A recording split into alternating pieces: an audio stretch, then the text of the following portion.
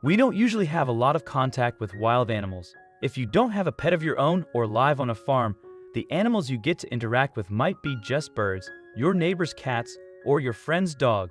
On the other hand, there are some people who will have access to so many different species. Tansy Aspinall was given a once-in-a-lifetime opportunity to grow up with gorillas. She's clear on what makes them special and hopes that people will see it too. They finally came back to her, and something miraculous happened. Watch on to reveal Tansy's beautiful story and to learn how their meeting unfolded. Tansy Aspinall didn't really have an ordinary childhood. When she was a kid, her parents owned and operated a facility that rehabilitated captive gorillas. The goal of the facility is to one day get the gorillas back to their West African homeland.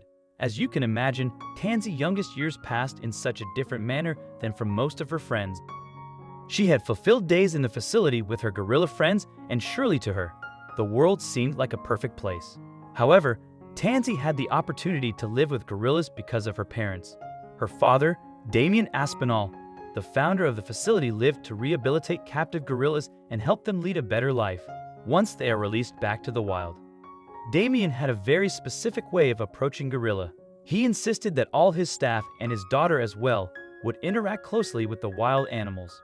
Although this method worked pretty fine for most of the time, in the 80s and 90s, 5 employees were accidentally killed by the animals because of a misunderstood communication.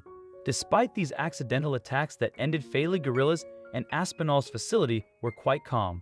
Most of the encounters and interactions with gorillas, Damien, had been very touching and life-changing.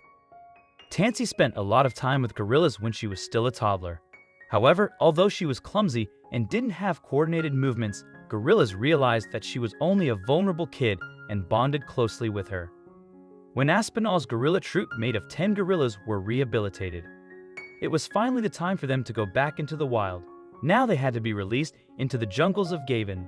Luckily for the gorillas, before being released, they were kept on a river island for a couple of months for them to learn to defend themselves in the wildlife.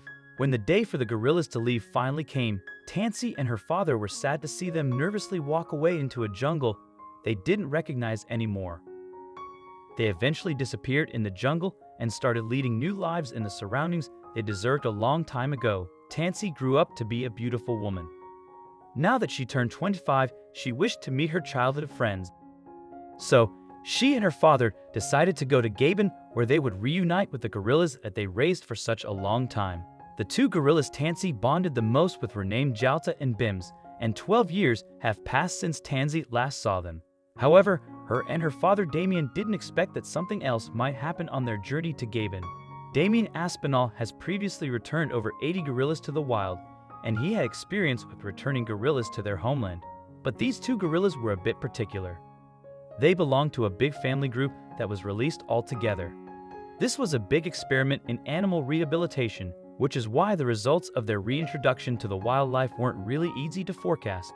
So, Tansy decided to travel into Gabon and to meet 2 gorillas she hoped still remembered her. She was anxious to find out what way her childhood friends would react. She came to the Gabon rainforest by boat. When she finally arrived deep in the jungle, she was ready to meet the gorillas. However, what she didn't know was that she was about to reveal something that she will never forget. It was more than 12 years that Tansy hadn't seen her friends. Now she was a bit concerned about if they will recognize her and if they will have a good reaction to her. However, she had a feeling that everything was going to be alright, and she strongly believed everything would go just the way it should. But little did she know that encountering gorillas wasn't going to be the only thing she will remember Gabon for. Also, if you've not done so already, please subscribe to our channel and click that notification bell to get inspired by these animal stories every day. Now, back to the story. When Tansy came deep into the jungle, her father helped her find the gorillas more easily. They headed towards the place the gorillas were hanging out. They finally saw them. Jalta and Bims remembered her and ran to meet her. They hugged her, jumped around her, and started becoming a bit vocal to express their excitement. Tansy was so happy, and she could have stayed there forever.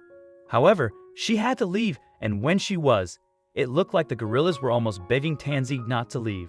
Although she loved meeting her childhood friends, Tansy and her father couldn't stay forever in the jungle of Gabon. After a couple of days, Tansy had to say goodbye to her friends, to Jalta and Bims. She feared that she might not see them again. In the end, you never know what to expect in the wildlife. But that's not the end of the story about Tansy and her 8 friends. Releasing an entire family of apes back in their natural habitat all at once carried enormous risks. Damien was well aware of it. These gorillas didn't spend their entire life in the Gavonese homeland, so there might be plenty of things that can hold risks for them. For instance, eating some poisonous fruit could affect their health, or they could catch a jungle disease they weren't prepared for. But no one could forecast the bad news that Tansy was about to get just a couple of months after their reunion. The gibbon reserve Jalta and Bims lived in were actually taken care of by a group of people that monitored what happened in the jungles. They could even trace animals throughout radio transmitters. That's how they have discovered terrible news. The 2 female gorillas were missing.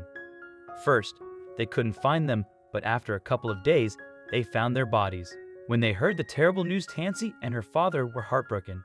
They couldn't believe that they may have grabbed the last chance to meet Tansy's childhood friends.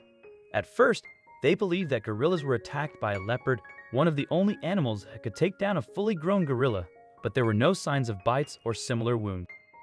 So, then a leopard couldn't be the culprit. Both gorillas had been battered and beaten in a very forceful way.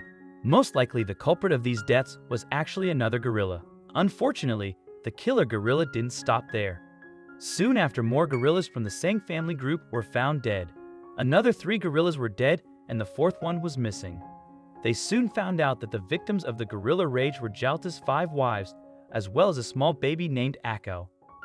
The gorillas that died during the attacks were named Tanki, age 25, Kichi 16, Mumba 27, Kiba 22, and Akko 3, Fufu 22, the missing wife, although it was clear that the killer was another gorilla.